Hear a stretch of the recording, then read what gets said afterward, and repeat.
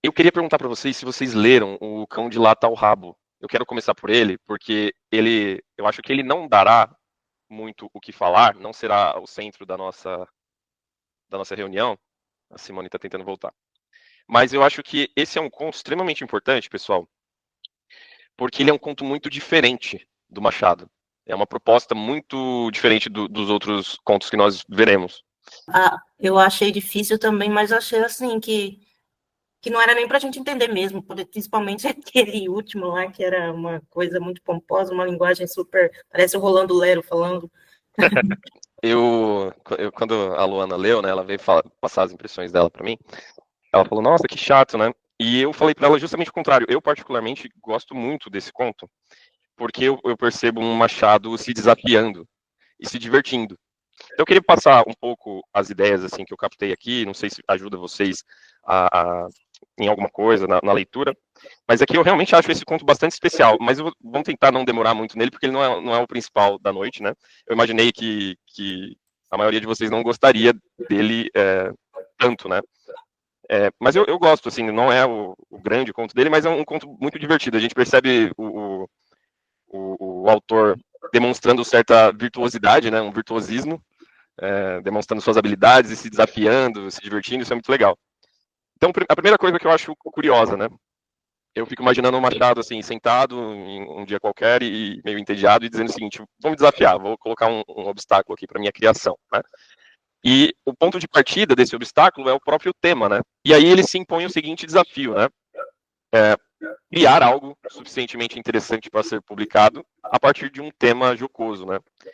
Espirituoso. Um cão de latar o rabo, né? O que nós escreveríamos no Enem se caísse um tema desse, né? Com certeza eu não conseguiria desenvolver o que ele desenvolve. O primeiro texto que ele mostra na voz de um dos alunos, né? Porque o contexto aqui é um professor de escola colocando esse desafio para os alunos, né? O primeiro texto ele chama de estilo antitético e asmático, né? Ou asmático. E por que antitético e asmático? Aqui, pessoal, depois a Simone fez uma referência ao estilo, né? Mencionando o passado.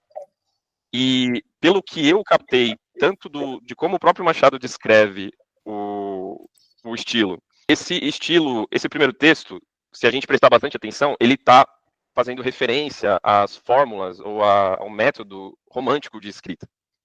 Por quê? O antitético, a ideia de antitético é a ideia de antítese, a ideia de um conflito, a ideia de coisas conflitantes. E não só isso, né? Por que vai trazer o romantismo?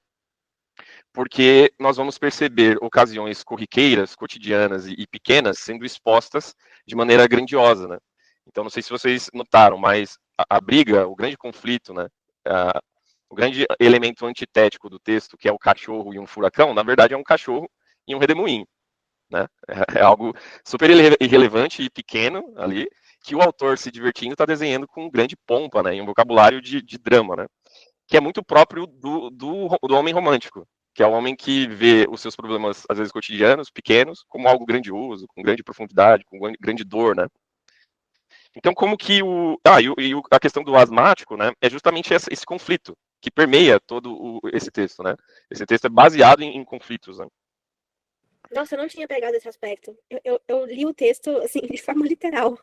Eu Então, tava realmente imaginando um cachorro no espaço lutando contra um furacão. E eu falei, meu Deus do céu, o que que é isso? pois é, então perceba, Rafa, a gente estava falando disso, né, que o Machado aqui ele está explorando estilos, se mostrando um virtuose, né, da escrita e dando pra gente um texto lindo, né, porque partindo de um tema tão bobo, ele vai alcançar pérolas como essa aqui da página 100. E eu queria que, se vocês puderem, pegar o livro para a gente meio que mastigar, a gente começar a curtir mais esses nossos encontros em relação aos textos, tá?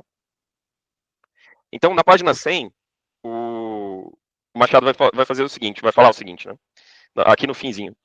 É, o cão ia pela rua afora, a dar com a lata nas pedras. A pedra faiscava, a lata retinia, o cão voava. Ia como o raio, como o vento, como a ideia.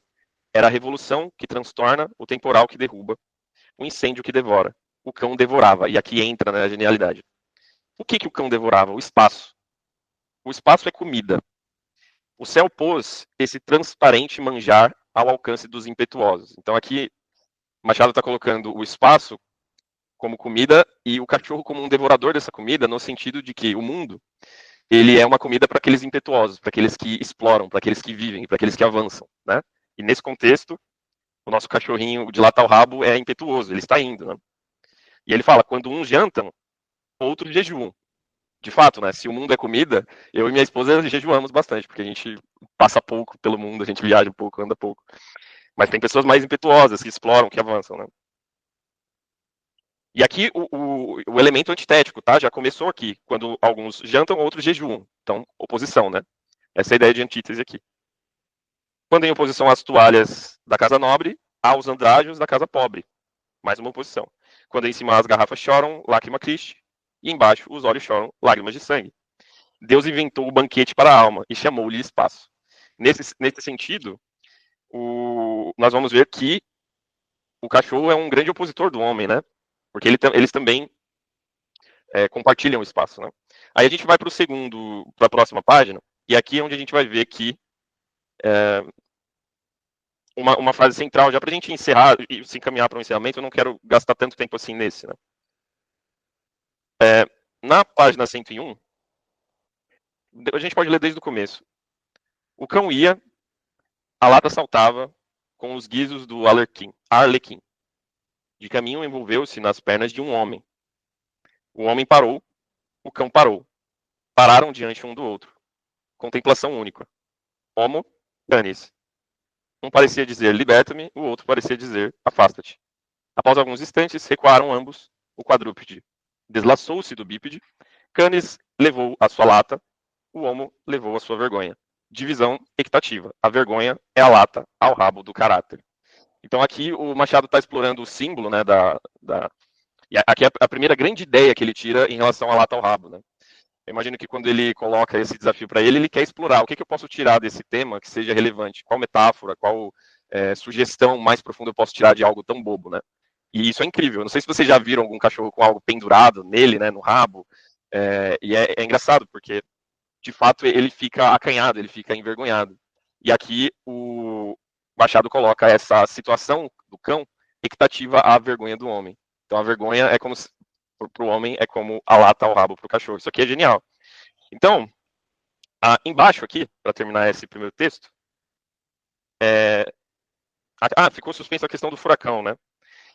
Vejam que essa linguagem romântica, o Machado exagera as coisas, né? Então, ao longe, muito longe, troou alguma coisa funesta e misteriosa. Era o vento, era o furacão. Aqui a primeira ele coloca como furacão. Mais adiante, ele coloca o pequeno parecia desafiar o grande. O finito encarava o infinito. E aí ele começa a desenhar uma situação de conflito entre o cão e o furacão, que é absolutamente entendível como a ideia de um redemoinho, como algo pequeno, quando você entende o contexto e a linguagem e a referência estilística que o Machado está se remetendo, né? Então, é próprio desse estilo, do estilo romântico, fazer de copo d'água oceano e de redemoinhos furacões.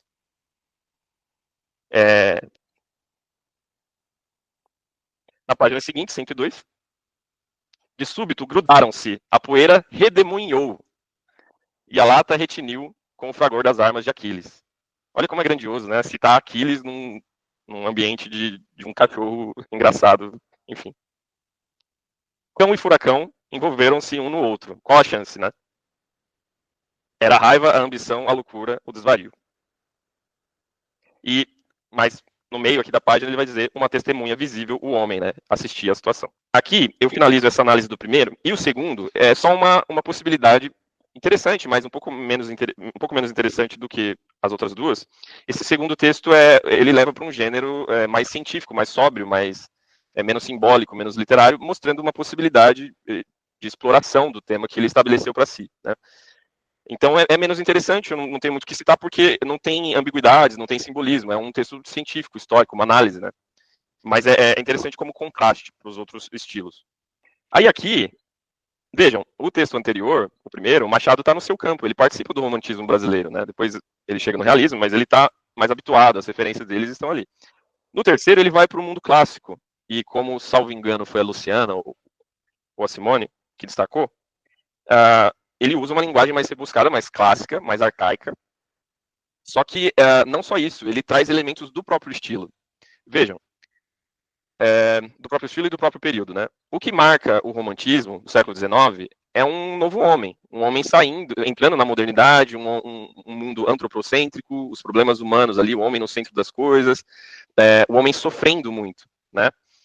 Com guerras, enfim, com questões políticas, né? Das revoluções.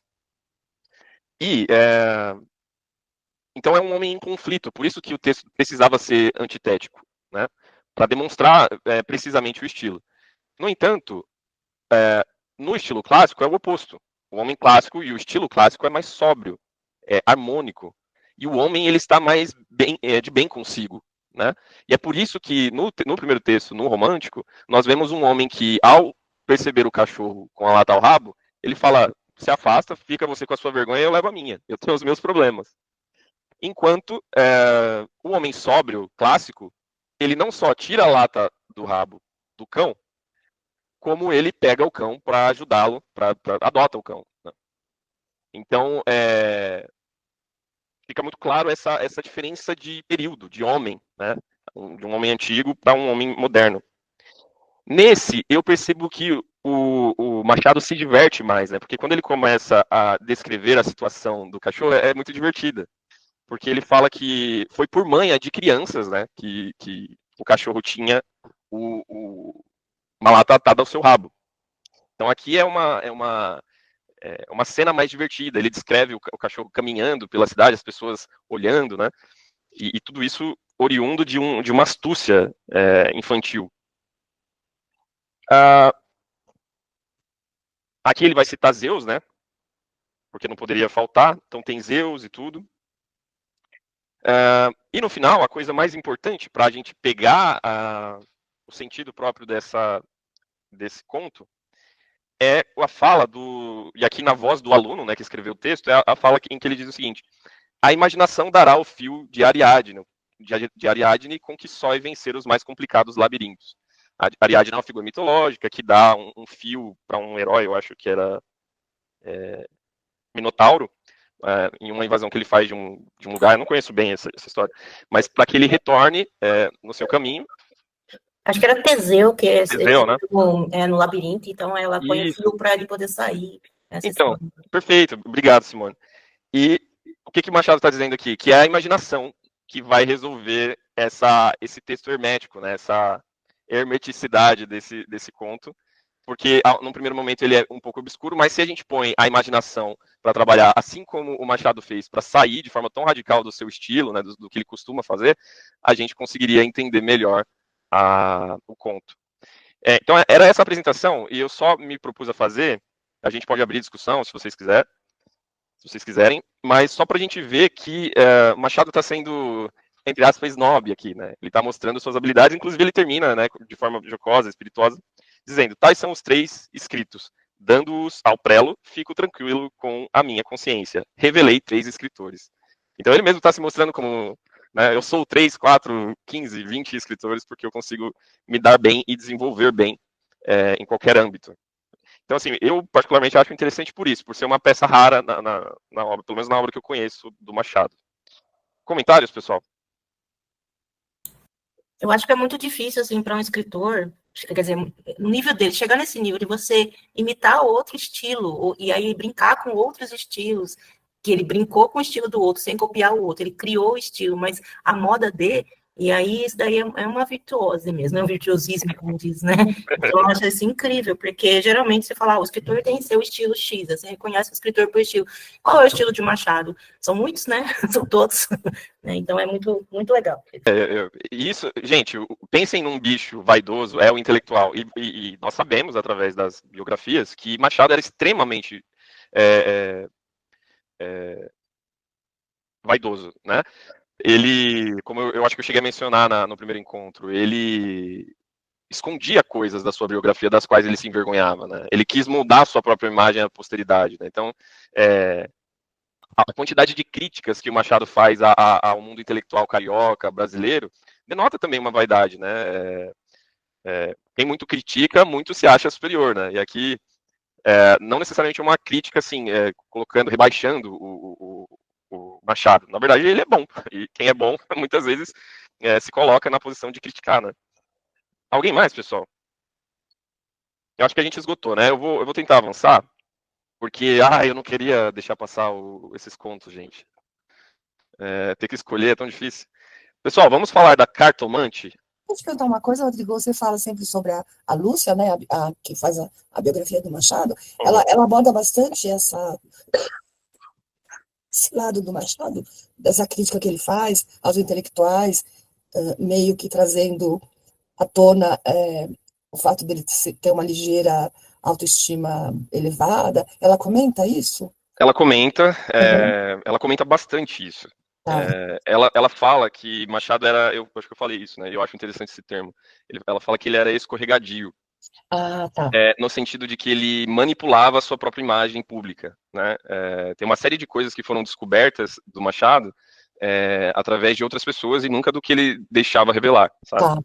E essa vaidade é muito, assim, nas primeiras páginas dessa biografia você já vai ver, porque ela fala assim que ele era feio, gago, negro, pobre, num período, né, de escravidão e muito capacitado, muito inteligente. Então isso cria um certo rancor, né, uma certa vaidade, superioridade no silêncio, né? Porque Então, mas aí só para terminar, como ele se sente menor em relação ao contexto social, mas interiormente ele se vê melhor, né? Ele se vê inteligente, rodeado de pessoas incapacitadas, como a gente vê no conto de escola, né? Que ele fala, que ele coloca a ideia do aluno que, enfim, muito inteligente e tal. Então, assim, é um pouco claro, um pouco clara esse sentimento dele nas biografias que eu já vi. Pode falar. Não, eu fico pensando assim, se ele era um arrogante ou se ele era simplesmente um cara que dizia, então, gente, vocês acham que eu sou isso, aquilo outro, né? Feio, gago, negro e pobre, mas eu sou uma pessoa que pode ser como vocês todos. Talvez tenha sido uma maneira dele se colocar também no mundo, né? Eu penso nisso numa perspectiva assim, até do mundo que a gente tem hoje, um mundo muito competitivo, não sei. Não, eu acho perfeito o que você colocou, e você levantou uma bola que é importante mencionar, que assim, a gente tá fazendo um recorte, né? O Machado foi um garoto, gago, órfão, essa coisa toda. Mas conforme ele vai crescendo, né, e subindo na escala social, ele se torna uma autoridade, admirado, né? Tudo isso que a gente tá falando é um recorte. Mas, como todo ser humano, a gente carrega marcas, né? Com certeza. Então, assim, desculpe se eu soei como definindo o Machado, né? Não peço desculpa de nada. Eu só quis trazer um pouco essa sua ideia. Não, perfeito. Para ver se tem a ver com o que a Lúcia falou, se é um sentimento seu, se é um sentimento meu, para a gente troncar um pouco isso. Porque também nada né, Rodrigo? Nada Sim, preto no branco, né? A gente pode ter um viés, alguma coisa, até mais emotiva, né? Assim, quando a gente é fã de alguém, a gente fala, não, você está enganado. Sim. Mas eu te perguntei isso porque eu queria mesmo saber, porque eu não conheço muito esse lado, talvez. Biográfico, né? E naqueles 2 livros que eu te indiquei, do Gilberto, eu acho que eu vou até descobrir, talvez, alguma coisa mais sobre isso. Porque eu consigo ver o Machado sempre tão... Ai, não sei, eu sou meio deslumbrada, talvez, sabe? Então, eu vou deixar a Luana falar, só queria mencionar uma coisa. A própria Lúcia Miguel Pereira, ela insiste nisso, de que Machado é um ser humano. Nas primeiras páginas, Luciana, você vai ver ela tratando disso. Nós tratamos Machado como um herói, ele é fundador da Academia Brasileira de Letras, Mas é o nosso principal escritor, mas ele é humano, então ele compartilhava de, sei lá, inveja, sentimentos negativos. Claro. Então acho que eu só quis trazer essa atenção. Fala aí, Lu. No mundo de hoje, eu sinto que a gente tem uma dificuldade também de posicionar aquilo que é como é. Então, alguém dizer, eu sou bom, porque ele de fato é bom, a leitura que nós fazemos hoje disso pode ser algo no sentido de, puxa, quem esse cara pensa que é, né? Mas se admitir bom, sendo de fato bom, tendo plena ciência do que é, do que faz, do que contribuiu para para tudo que contribuiu, às vezes é só constatação mesmo. Isso, exatamente. Perfeito. E para terminar, só mais uma coisa. O que seria de um grande escritor se ele não lesse a sua sociedade? E muitas vezes ler sua sociedade é criticá-la, né? Com certeza. Então, quando a gente vê, né, O Espelho, quando a gente vê Memórias Póstumas ou a Teoria do Medalhão, a gente está vendo o Machado cumprindo o ofício de um grande escritor, que é mostrar as mazelas do seu tempo, né, da sua sociedade. Pessoal, entrando em A Cartomante.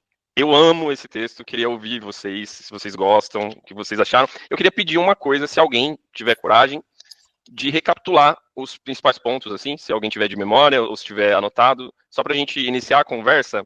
partindo de um pequeno resumo, né? Nem sei se eu conseguiria fazer, mas se alguém tiver seguro para fazer, que faça, por favor. Eu queria ouvir a Rafa, eu não tô vendo o Samuel. Ah, a Rafa quer falar, ótimo. Vamos lá, Rafa. Por favor. Esse eu acho que é um dos meus contos favoritos, porque eu acho que a coisa quando tem adultério fica mais divertida. Pelo menos pra gente ler, né? Não na vida real. Mas, assim, você tem o Vilela, né? Você tem um trio, né, ali, né? Tem o Vilela, o Camilo e... eu esqueci o nome da mulher agora. É Rita, não é?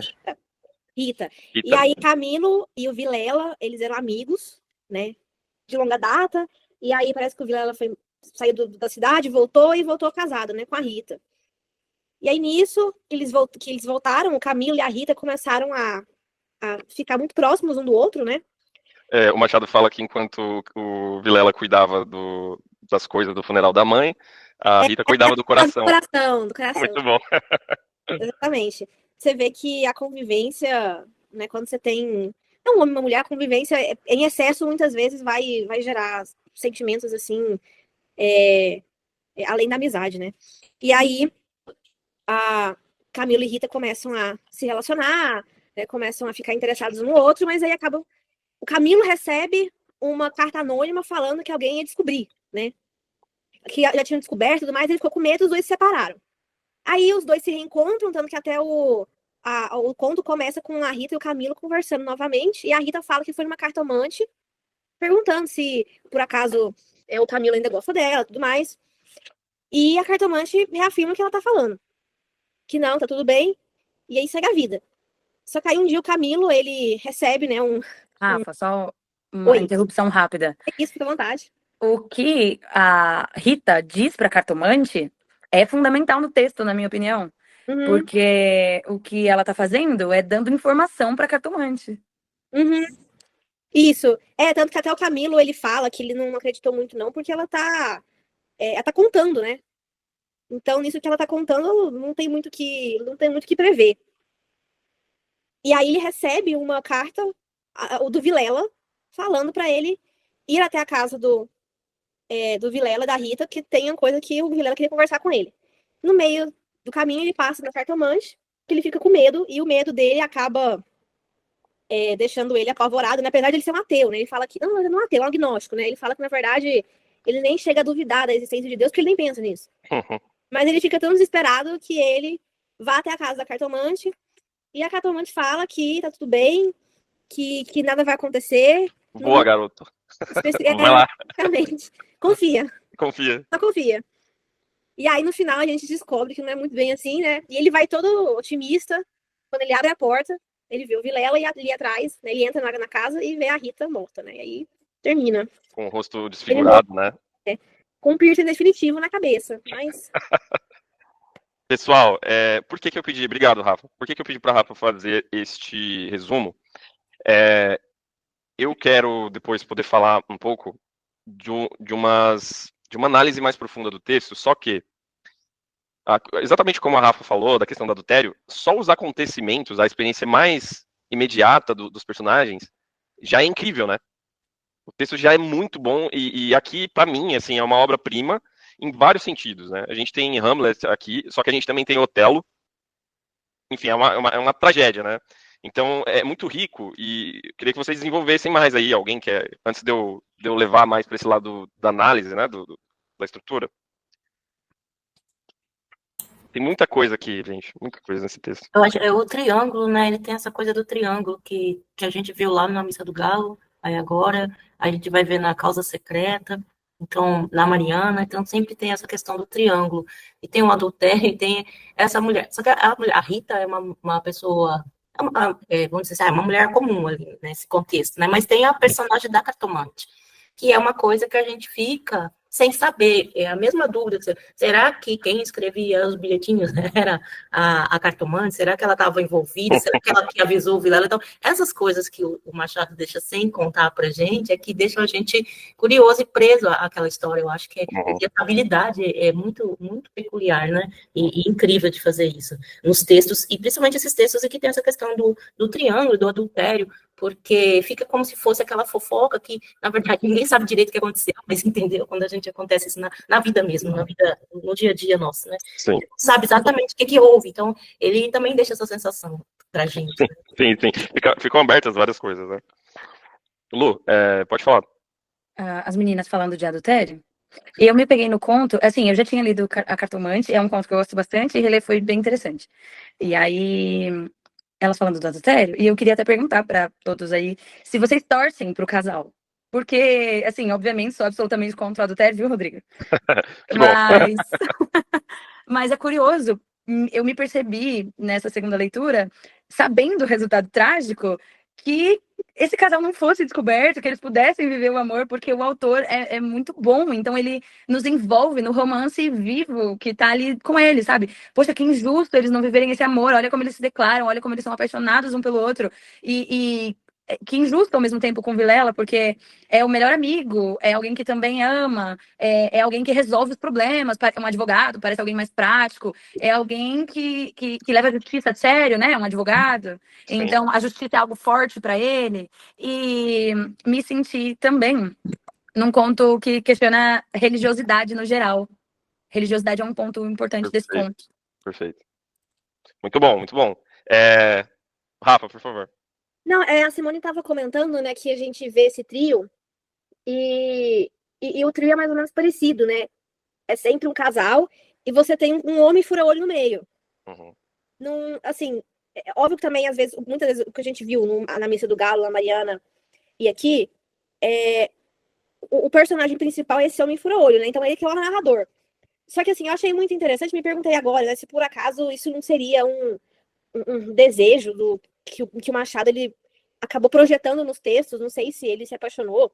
Porque é muito presente, né? É muito presente essa muito coisa do cara fura-olho, o cara entrando no meio ali, não sei se ele tinha uma paixão reprimida por alguma mulher casada, não sei o quê, mas que é interessante, porque é uma coisa que é bem recorrente, assim. Perfeito. Muitas coisas legais vocês levantaram. A Rafa levantou uma coisa que eu vou pegar. Gente, eu não tenho uma memória muito boa, mas assim, há boatos, há polêmicas em torno da biografia do Machado, e uma delas é de que ele é pai de um filho de um amigo.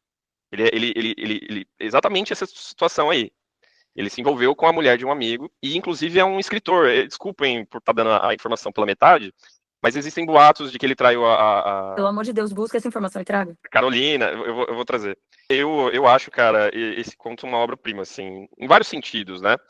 Se a gente pegar formalmente, a gente vê que nesse período Machado já era reconhecido, já era um dos nossos maiores escritores, e ele aqui é senhor, né, da sua própria técnica, do seu próprio estilo. Aqui esse conto é machadiano no nível absoluto, isso aqui é inconfundível, né? E eu só queria adicionar uma coisa do papo que a gente levantou, de que eu falei em outros encontros, mas é importante reforçar aqui.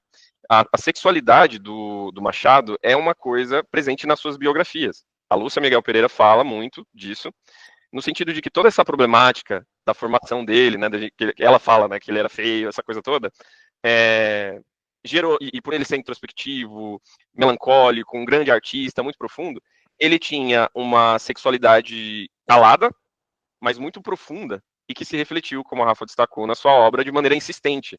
Então, os mais curiosos, vale a pena aí a gente pesquisar. Eu vou dar uma olhada nessa questão da polêmica e mando para vocês. E é real, tá, gente? É uma questão aberta na biografia do Machado, não é só casos de família, assim, fajuto, não.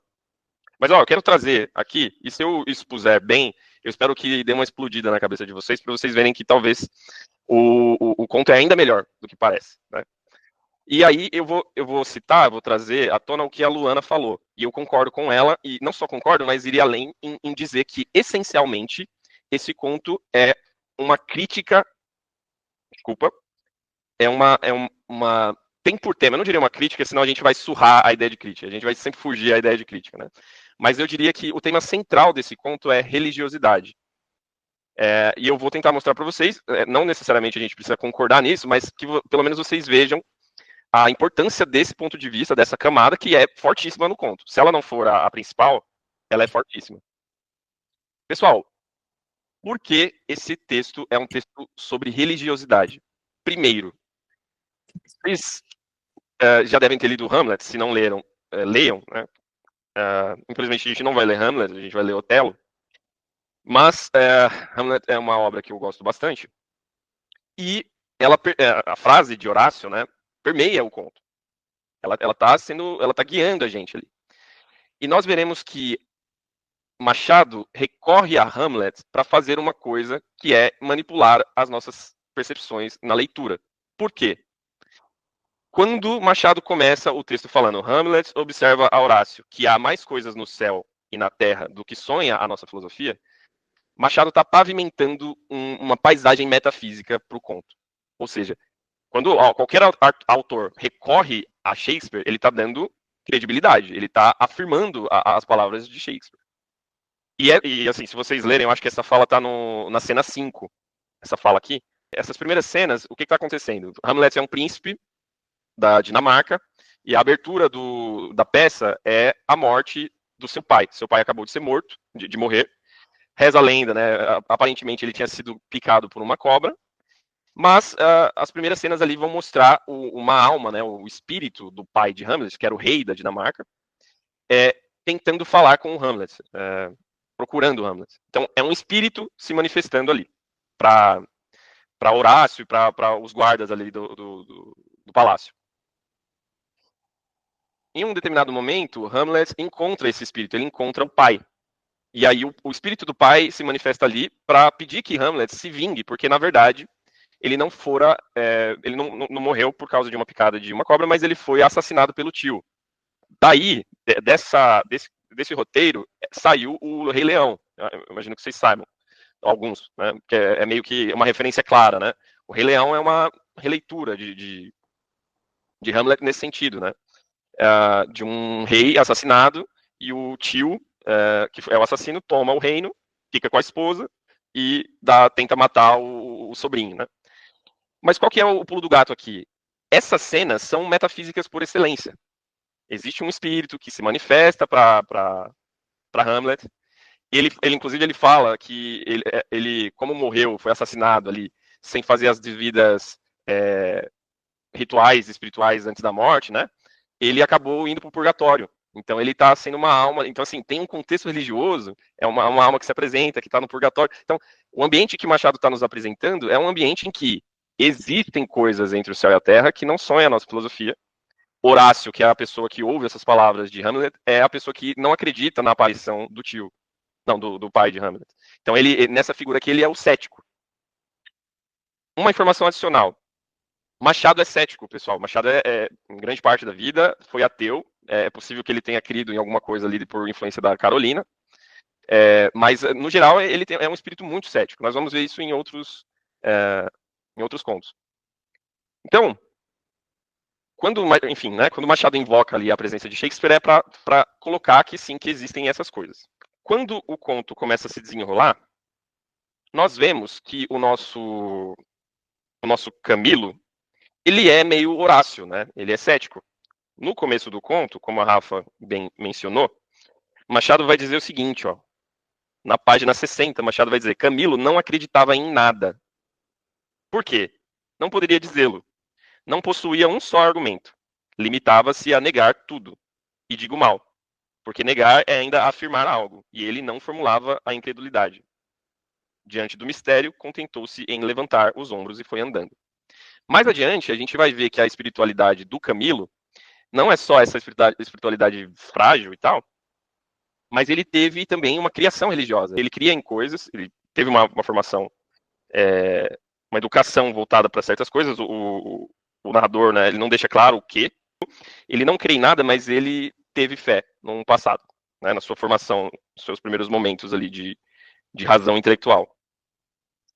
Quando o conto avança, existe essa tensão, porque ele começa o conto rindo da cara da cartomante, a gente descobre essa espiritualidade frágil dele, e a gente vê que ele é burguês. Camilo, a Rita e o Vilela, eles são burgueses aqui no conto, porque não no sentido marxista, né, clássico, por assim dizer, mas no sentido de uma classe de consumo, uma classe endinheirada, uma classe que ocupa ali uma camada da sociedade com certos privilégios, né? A gente vai ver isso, inclusive, com a quantidade de dinheiro que o próprio Camilo entrega para a cartomante. Bom, dentro desse cenário, o que é importante destacar? Com tudo isso que o Machado construiu até aqui, nós vamos ver que esse conto ele pode ser descrito e categorizado como uma tragicomédia, uma comédia trágica. O que era a tragédia? E por que essa referência clara na obra, né? A tragédia é um gênero de teatro grego muito importante, moldou, né, a escrita para teatro e para cinema. Uma das características dela é a presença de um herói que vai passar por certos infortúnios e vai acabar a sua trajetória em uma tragédia, exatamente como acontece com o Camilo. Uma das outras referências claras é a presença da cartomante. Nas tragédias gregas, você tem a presença de um oráculo, que ele vai determinar o futuro do personagem, dizendo que ele terá um fim trágico, né? Só que na tragédia grega, a presença do oráculo é justamente uma presença religiosa por excelência. Pode falar, Rafa.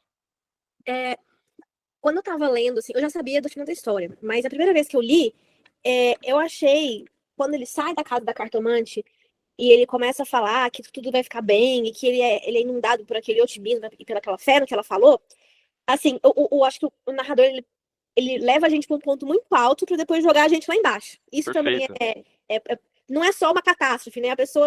A gente confia que vai dar tudo certo, depois tem essa queda muito brusca. Isso também é uma característica da tragédia grega? É uma característica, mas o que o Machado está fazendo aqui é uma releitura. E eu quero tentar demonstrar isso. Ele está adaptando a tragédia grega, usando certos elementos, porque tem esse final trágico, né, nos dois estilos. Só que qual que é a diferença? Eu estava dizendo para vocês que o Camilo é burguês, e isso faz total diferença na interpretação que eu estou tentando passar. Por quê? Na tragédia, você tem uma relação entre um herói, uma pessoa elevadíssima, um semideus, geralmente, que através de uma presença religiosa, puramente religiosa, não envolve dinheiro, não envolve uma transação, ele recebe uma profecia, uma previsão, e ele vai, a partir daí, ter uma trajetória de luta tentando resistir a esse destino trágico, né? É mais ou menos o cenário de Camilo. Mas qual que é a diferença? A diferença é que Camilo e Rita não são heróis. A tragédia cuida e trata de questões elevadíssimas, de questões de nação, de questões espirituais, de questões da relação do homem com Deus. Aqui a gente está falando de um adultério, o que o Machado está dizendo para a gente é uma estrutura burguesa, são problemas burgueses, no sentido de ser coisas menos elevadas. E aqui, a ideia de burguês, que eu acho que eu não deixei claro, é justamente essa vida de consumo, essa vida de coisas pequenas, essa vida de traição, de se envolver com esse tipo de problema. É esse cenário que o Machado está desenhando pra gente. Aí, gente... Sim, ele parece que o Camilo nem tem uma profissão estabilizada, né?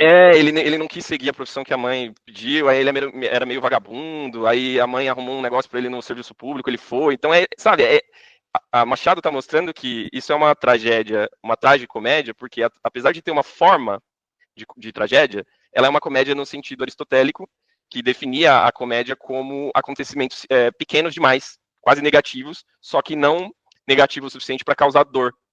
Essa era a definição aristotélica, né? São coisas ridículas, são coisas negativas, mas em pequenas proporções, né? Então, a tragédia machadiana aqui está permeada por heróis burgueses, né? Adúlteros, fraquíssimos e tal.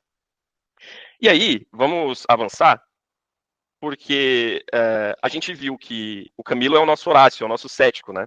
Só que quando chega a carta da pessoa desconhecida, acusando ali e tal, Camilo começa a mudar a sua postura. Aí, quando ele recebe a carta derradeira, que é adivinha logo pra cá, que eu quero falar com você, o Vilela que manda, ele começa a passar por uma turbulência ali de sentimentos, né? Na página 64, Machado coloca assim: no fim de 5 minutos, reparou que ao lado à esquerda, ao pé do Tilbury, ficava a casa da cartomante, a quem Rita consultara uma vez. E nunca ele desejou tanto... Aqui começa, pessoal. E nunca ele desejou tanto crer na lição das cartas. Então veja, começa aqui uma mudança de postura que parte de um utilitarismo. Antes ele não precisava, antes não fazia sentido, ele ria da Rita, só que agora, diante de uma situação difícil, ele muda a postura. Agora ele nunca quis tanto crer em algo espiritual. Olha só olha essa filigrana aqui, pessoal, na mesma página. E do fundo das camadas morais, emergiam alguns fantasmas de outro tempo, as velhas crenças, as superstições antigas. Aquele estado emocional psicológico do Camilo começa a resgatar fé. Só que aqui tem uma ironia, né? Só que não necessariamente é uma fé religiosa shakespeariana.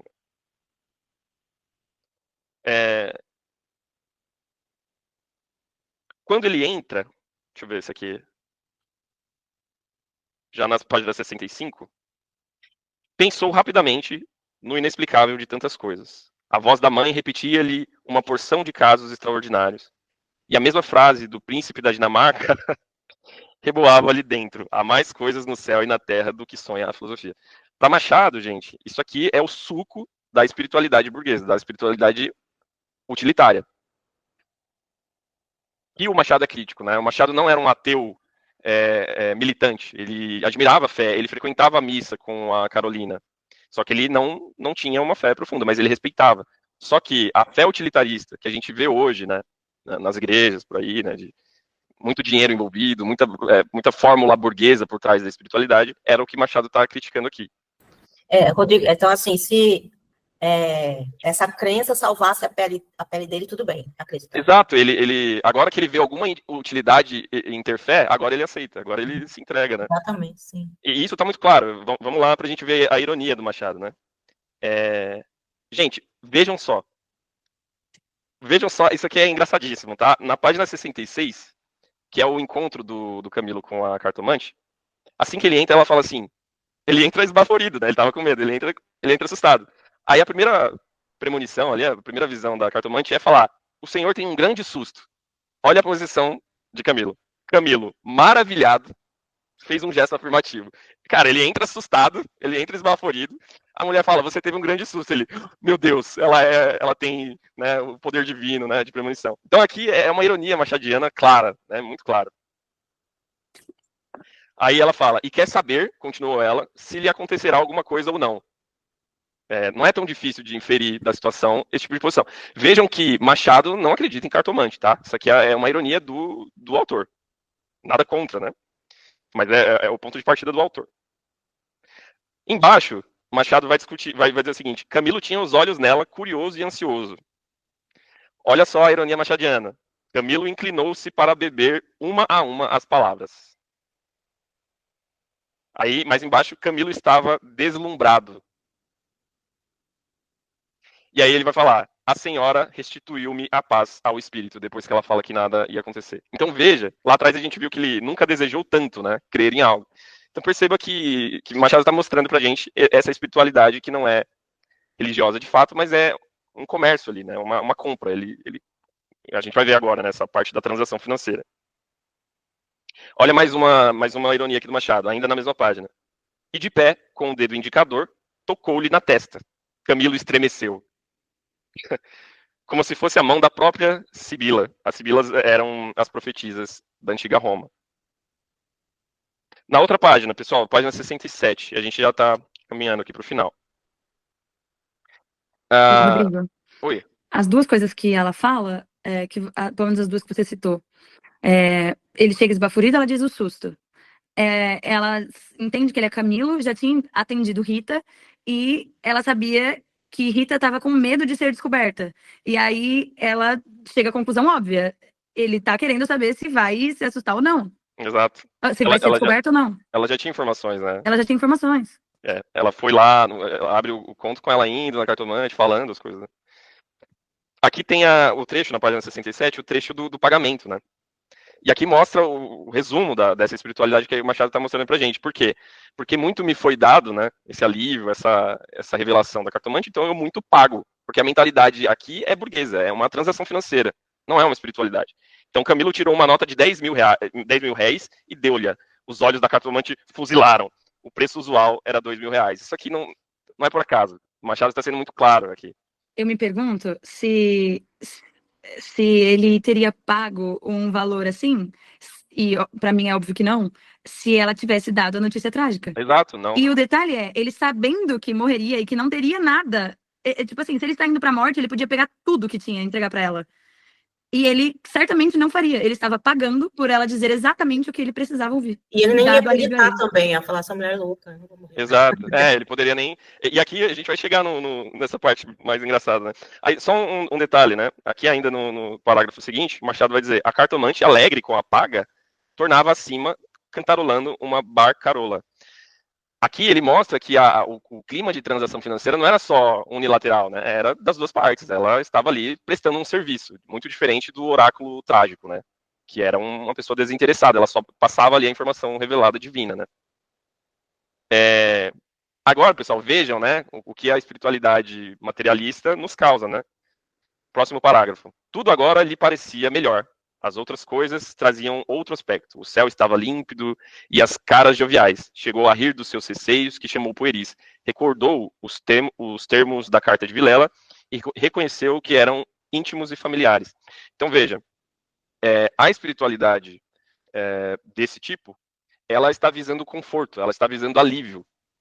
E não necessariamente é o que uma religião vai te trazer. O cristianismo vai te trazer cruz, né? E não só o cristianismo, mas, sei lá, o islamismo vai te trazer uma maneira de negar certas coisas para seguir a fé da maneira correta. Mas aqui, o que ele estava buscando, ele comprou. Ele conseguiu comprar a paz de espírito, que ele mesmo fala, que ela restituiu, através de dinheiro, né? E aqui é a ironia, né, da tragédia, porque o homem trágico, Agamenon, por exemplo, Hércules, esses caras passam por muitos problemas. Eles não encontram alívio na previsão do oráculo. Na verdade, eles descobrem o seu próprio destino trágico, que agora eles vão sofrer para superar. Né? Aqui. Era assim, lentas e contínuas, que as velhas crenças do rapaz iam tornando ao de cima, e o mistério empolgava-o com as unhas de ferro. Aí agora, no finalzinho, para mim é uma das partes mais engraçadas. Tais eram os elementos recentes que formavam com os antigos, uma fé nova e vivaz. Só que é ironia. Ironia do Machado, né? Mas talvez para o Camilo era uma nova fé vivaz, né? Ele comprou com dinheiro. E aí, pessoal, quando então Camilo chega e é assassinado, tem esse anticlímax aí que a Rafa mencionou, que é o Machado dando uma rasteira em nós. Porque ele traz o ambiente espiritual de Shakespeare, mas ele fala, ó, nessa espiritualidade aqui, é óbvio que ela não teria acertado, é óbvio que ia dar ruim, porque isso aqui é besteira, isso não é religião, isso não funciona assim, né? Então, Machado, nesse itinerário, ele nos manipula com a autoridade de Shakespeare, de um escritor religioso, para fazer com que a gente acredite que essa camada ela vai ser relevante e vai estar presente, de fato, no conto, e vai guiar os acontecimentos, e no final ele se mostra absolutamente cético e solapa as nossas esperanças, mostrando um assassinato brutal. E aí eu quero encerrar essa análise mostrando o contraste, e aqui é técnica machadiana, né? O contraste dos dois últimos parágrafos, né? Aliás, dos 3. Vejam o contraste, pessoal. Ao passar pela glória, Camilo olhou para o mar, aqui ele ainda estava a caminho, né? Estendeu os olhos para fora, até onde a água e o céu dão um abraço infinito, e teve assim uma sensação de futuro longo, longo, longo, interminável. Daí a pouco, chegou à casa de Vilela, apeou-se e empurrou a porta de ferro do jardim e entrou. A casa estava silenciosa, subiu os 6 degraus de pedra e mal teve tempo de bater, a porta abriu-se e apareceu-lhe Vilela. Desculpa, não pude vir mais cedo. Que há? Vilela não lhe respondeu. Tinha as feições decompostas, fez-lhe sinal e foram para uma sala interior. Entrando, Camilo não pôde sufocar um grito de terror. Ao fundo, sobre o canapé, estava Rita morta e ensanguentada. Vilela pegou-o pela gola e, com 2 tiros de revólver, estirou o morto no chão. Então, o contraste ali, né, do infinito, e teve, assim, uma sensação do futuro longo, longo, interminável, com o assassinato brutal. Lindíssimo. Comentários. O que vocês acham dessa visão? Interessante? Eu tava pensando aqui também, não sei se é coincidência ou se é coisa da minha cabeça. Mas nesses 3 textos que a gente leu, que fala sobre adultério, o Mariana, não, a Missa do Galo não. Eu tava lembrando que no Mariana também tem uma morte. Foi na Causa Secreta. Foi na Causa Secreta. Causa, tá. secreta aqui na Cartomante e na Mariana a gente tem um adultério, né, um caso de traição que também está associado com alguma morte, né? No caso aqui é uma morte, né, que foi acometida pela pessoa traída, mas não sei se por acaso tem a ver ou se é coincidência. Mas eu anotei eu tô procurando muito padrão entre os textos, sabe? Sim, muito pra ver bom. se acha alguma coisa. Então, Sim. acho que só na missa do Galo, que é a coisa bem. Uma coisa mais cinzenta, a gente nem sabe realmente o que aconteceu, aí não tem nada, né? Mas a causa secreta, né? Esse que a gente viu o cartomante e a Mariana tem alguma morte envolvida também. Rafa, eu diria, assim, na minha opinião, né, não sei a dos outros, eu diria que a gente pode especular, isso é interessante e importante, mas no mínimo, mesmo que essa especulação esteja incorreta, no mínimo isso vai servir pra gente entender o estilo machadiano. Tipo, a gente vê que é uma mesma pessoa desenvolvendo, sabe? É tão recorrente, porque é como a gente estava falando, ele é um ser humano. Então, muitas coisas serão recorrentes, né? Muitas coisas sairão iguais, assim, por assim dizer, a mesma referência, porque é o mundo interior do Machado saindo na pena, né? Pensando um pouco na posição de um leitor, né, na recepção desse conto na época e a nossa recepção hoje. O que acontece? A gente, como alguém falou, não sei se foi a Luana, se foi a Rafaela, que a gente fica torcendo pelo casal, que na verdade são os adúlteros, e a gente, moralmente, vamos dizer assim, muitas aspas, a gente deveria torcer pelo Vilela, né? Mas chega ao final tem esse crime. E aí, na época, e acho que isso faz até muito pouco tempo atrás, justificava-se o crime, né, de matar a mulher adúltera, era lavar a honra e tal. Só que a gente, quando lê, a gente leva aquele choque, mesmo porque tudo acontece ali naquele final, e o parágrafo final que elimina toda aquela história, e é como se o Machado apagasse isso da nossa cabeça, bom, matou, acabou. E aí, eu fico pensando na época em que isso era admissível. Se o leitor, ele tinha essa mesma, a gente vai saber, mas é só uma especulação mesmo, essa mesma recepção que a gente tem hoje, que para nós já são, como que a gente fala, relações diferentes, né? A gente já teria uma visão diferente sobre essa questão. Mas, como a gente está lendo esse conto do século XIX por agora, e tem toda essa universalidade das questões humanas, a recepção também, ela faz parte, eu acho, desse processo de forma diferenciada. Então, eu penso que talvez hoje alguém possa ler e possa interpretar e falar assim, pá, e daí, estava certo. Matou e pronto, acabou. Não é? Não, incrível. Tudo é possível, né? Incrível. Não, esse ponto que você levantou é muito profundo. Daria pra gente falar muita coisa, né? Lu, contribua aí com o que a Simone levantou. Na verdade, eu queria voltar para a sua pergunta inicial, assim, você perguntou inicial, assim, do final. Você perguntou se nós concordávamos com com o que você trouxe, né? Que é um conto para falar de fé, de religiosidade, de religiosidade burguesa. E, na minha visão, sim, muito, muito. E foi muito curioso até o que a Simone falou, né? Eu trouxe... ele pagaria essa quantidade de dinheiro se ele soubesse que ia morrer, se de fato ela tivesse tido uma resposta espiritual e trouxesse, ou se ela simplesmente, mesmo sendo charlatã, tivesse a informação, né, ela tivesse ali o contato, acho que foi a própria Simone que trouxe isso, mas saber se não era ela quem tinha contato com Vilela e passava informação, se ela, de algum modo, seja lá qual fosse ele, tivesse trazido, aí a Simone trouxe, ele nem acreditaria.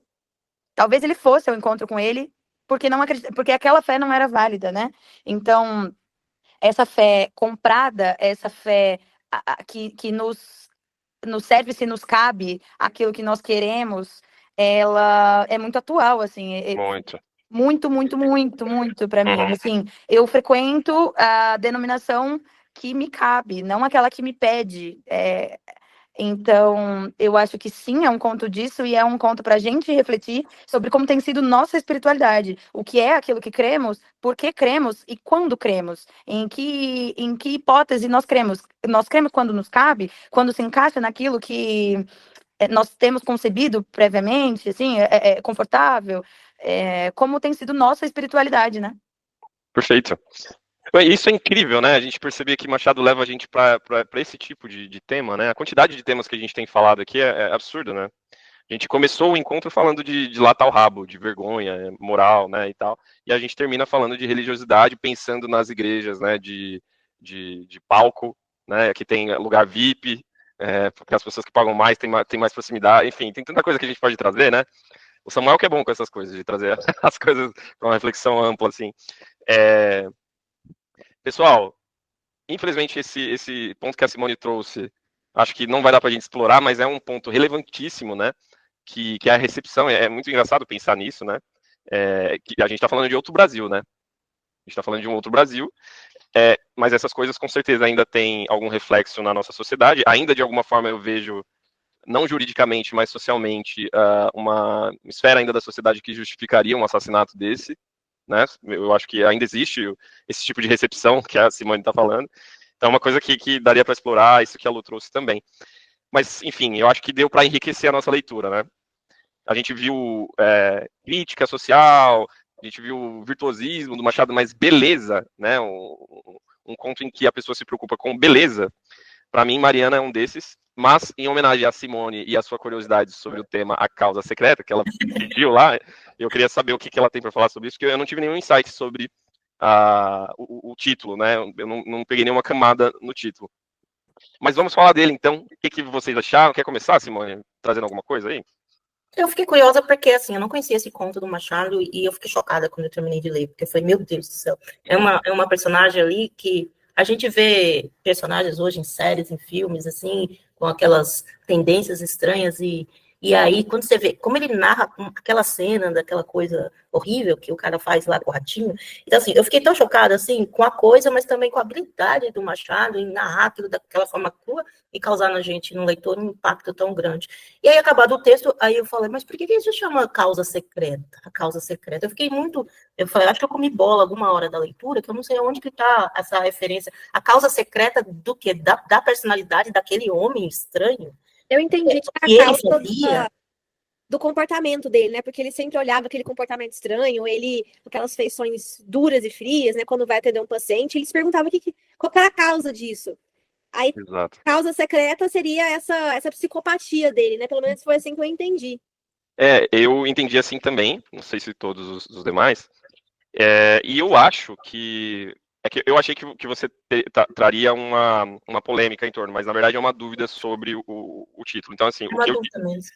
o que eu diria, Simone, repetindo o que a Rafa trouxe, talvez com outras palavras, e aí eu queria até trazer uma brincadeira, eu anotei aqui que eu faço anotações para estimular a discussão, né?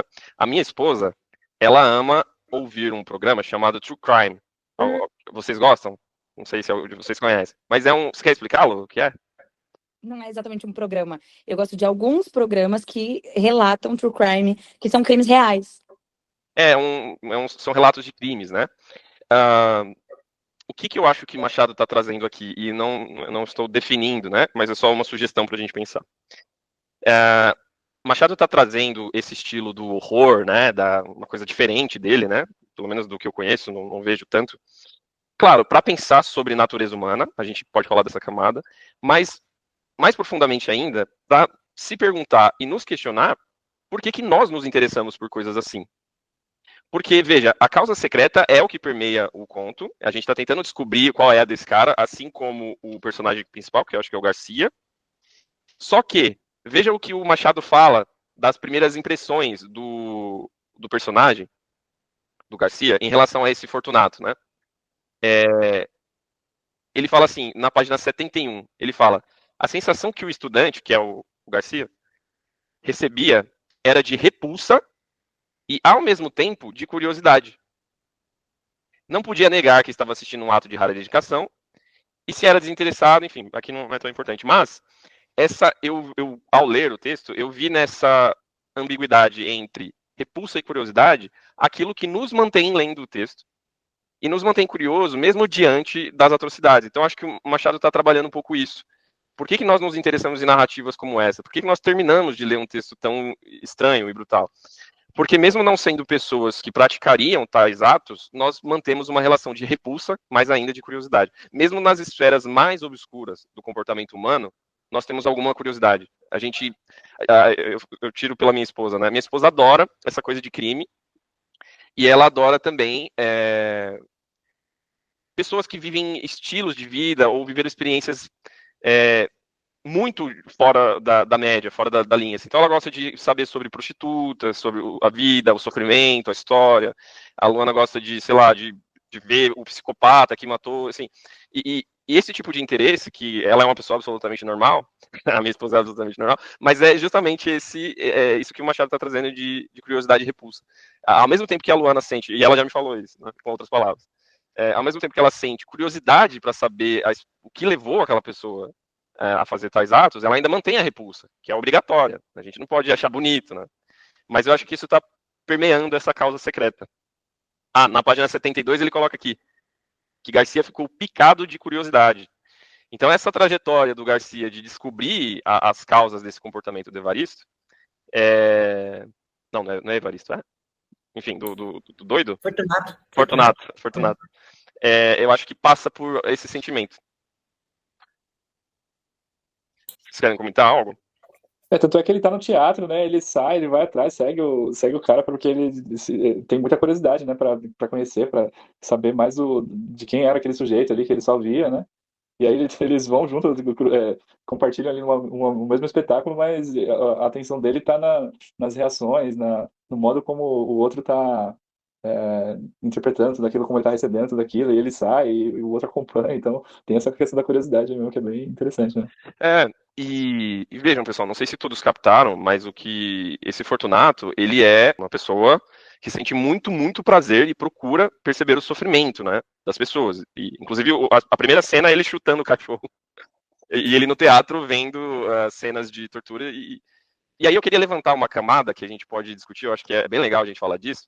Eu vou usar de novo você, amor, como referência, que a Luana é uma pessoa que ela desconfia muito das pessoas, né? Ela me disse uma vez que ela, dentro do trem, de um trem, ela olhava ao redor, né, para as pessoas ali dentro do trem, e ela pensava consigo, aqui com certeza tem sei lá, um assassino, um estuprador, né?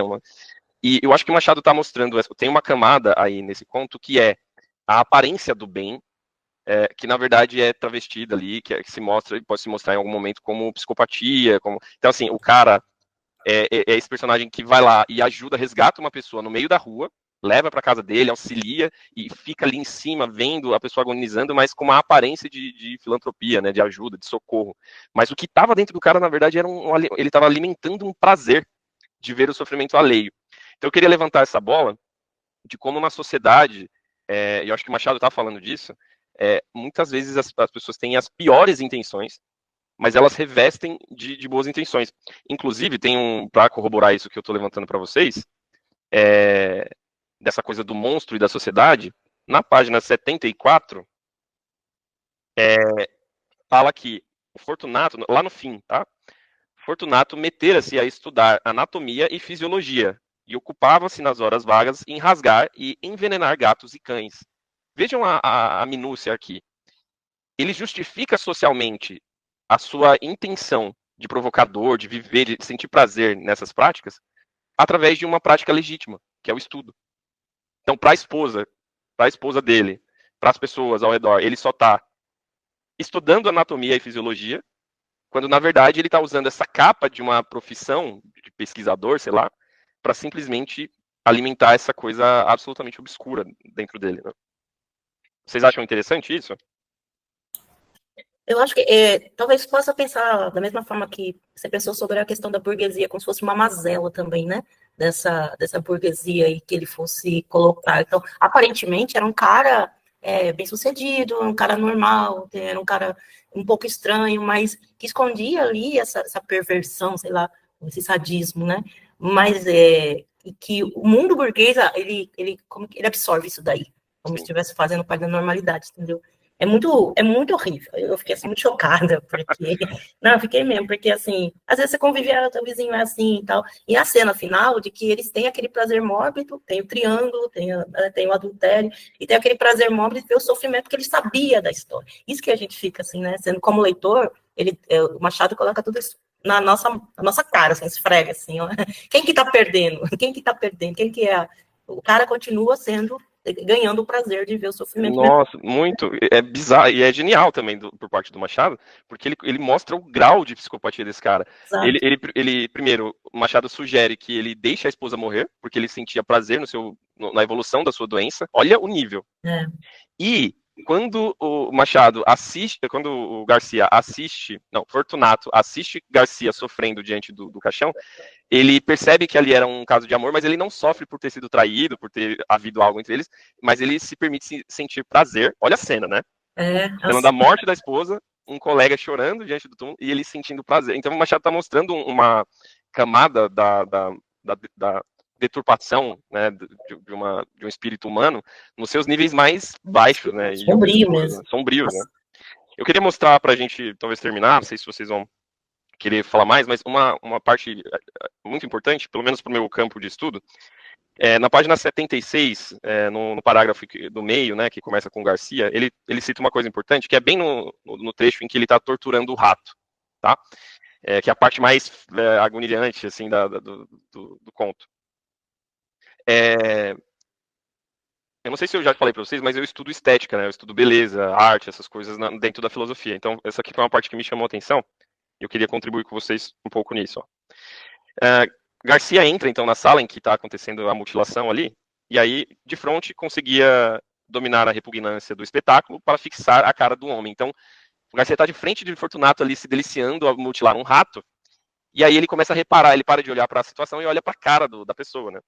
E aí ele via nem raiva, nem ódio, tão somente um vasto prazer, quieto e profundo, como daria a outra audição de uma bela sonata ou a vista de uma estátua divina, alguma coisa parecida com a pura sensação estética. Essa descrição que Machado coloca aqui, percebam, é justamente a nossa posição, a nossa sensação diante de uma bela obra de arte. Nem ódio, nem raiva, tão somente um vasto prazer, quieto e profundo, como daria a outra audição de uma bela sonata. E aqui a ideia de trazer uma sonata, uma obra de arte clássica, não é por acaso, é o gosto pessoal do Machado. Machado adorava música clássica. Tanto que ele escreve muito sobre música, né? A gente vai ver. Qual que é um ponto importante aqui, pessoal? Tem uma anedota de Mao Tse Tung, que foi um líder, né, da China, um governante, e ele foi totalitário também, teve muitas mortes, assassinou muita gente e tal. E tem um relato num livro do Roger Scruton, que chama Beleza, eu tenho aqui, depois eu posso mostrar. Tem uma anedota que o autor conta pra gente, que diz a lenda que o Mao Tse Tung nunca sorria.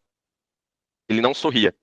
O único relato, o único registro dessa pessoa se divertindo foi em um espetáculo público, que ele assistia um circo acontecendo, e a pessoa, um dos palhaços, caiu do alto de uma escada e morreu.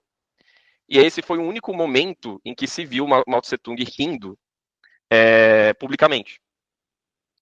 Vejam que o paralelo que eu estou tentando fazer aqui é o paralelo estético. A estética, para muitos filósofos, a beleza e tal, ela sempre vai estar associada ao bem. E por isso ela vai nos trazer um prazer sóbrio e profundo, como o Machado está trazendo. A beleza, ela nunca deixa a gente alvoroçado, extremamente emocionado. Quando ela deixa muito emocionado, ela talvez seja o sublime, que é um outro nível de beleza, né? Mas fica muito clara aí a interpretação de Machado, que é a ideia de que a pessoa que tem prazer no feio, ela está invertendo a ordem natural estética, que é de apreciar e amar o belo. Por isso ela é doente. Ela vê beleza no feio. Por isso ela é doente. Interessante, né? É isso, pessoal. Vocês querem comentar? Ter falado da causa secreta, porque realmente fiquei assim impactada, sabe? É muito impactante mesmo. Pessoal, é isso, a gente já tá tarde, então muito obrigado aí pela presença de vocês. Boa noite, bom descanso. Tchau, Valeu. Tchau. Tchau, boa noite, gente. Obrigada. Tchau, tchau.